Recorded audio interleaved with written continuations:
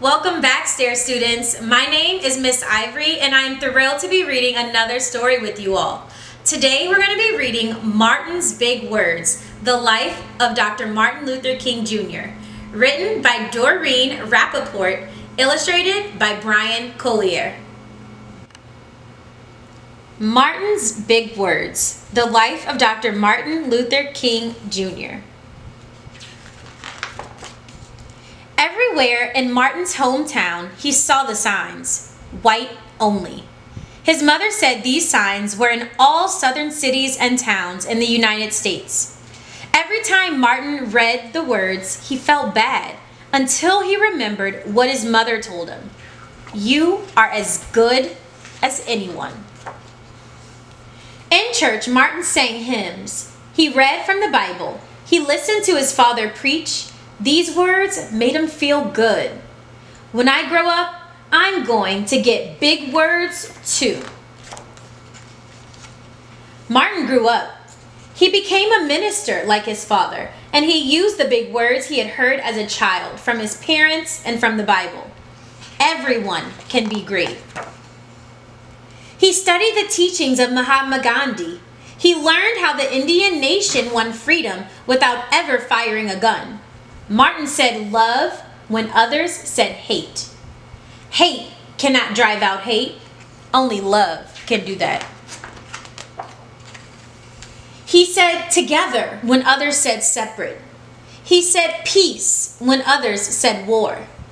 Sooner or later, all the people of the world will have to discover a way to live together. In 1955, on a cold December day in Montgomery, Alabama, Rosa Parks was coming home from work.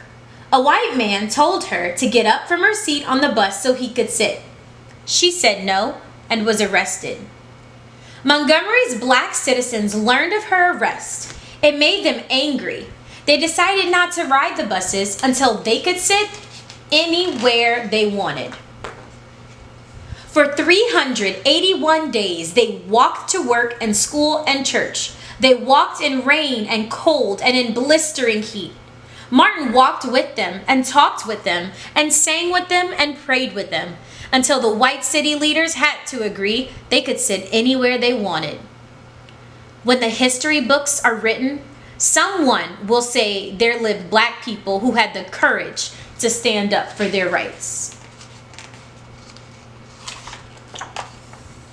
In the next 10 years, black Americans all over the South protested for equal rights. Martin walked with them and talked with them and sang with them and prayed with them. White ministers told them to stop.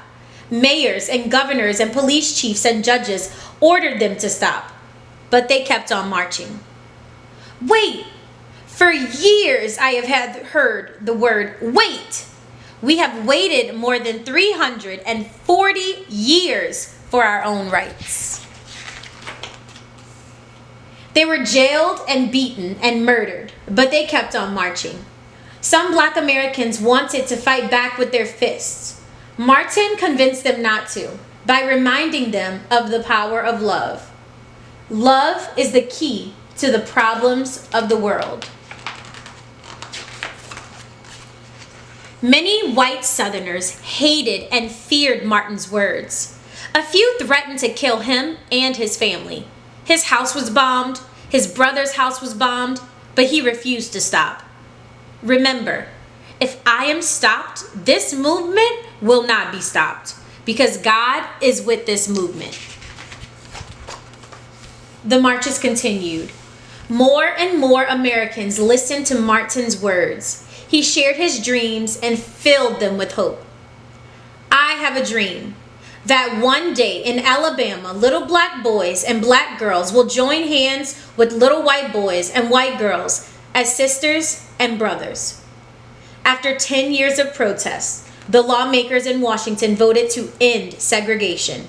The white-only signs in the South came down. Dr. Martin Luther King Jr. cared about all Americans. He cared about people all over the world, and people all over the world admired him. In 1964, he won the Nobel Peace Prize. He won it because he taught others to fight with words, not fists. Martin went wherever people needed help. In April 1968, he went to Memphis, Tennessee. He went to help garbage collectors who were on strike.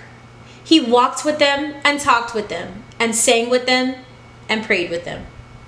On his second day there, he was shot. He died. His big words are alive for us today. Freedom, peace, love. The end. What were some of Martin's big words? What was Dr. Martin Luther King Jr.'s dream? Who was the person who didn't want to give up their seat on the bus? Bonus, before Rosa Parks, it was Claudette Colvin.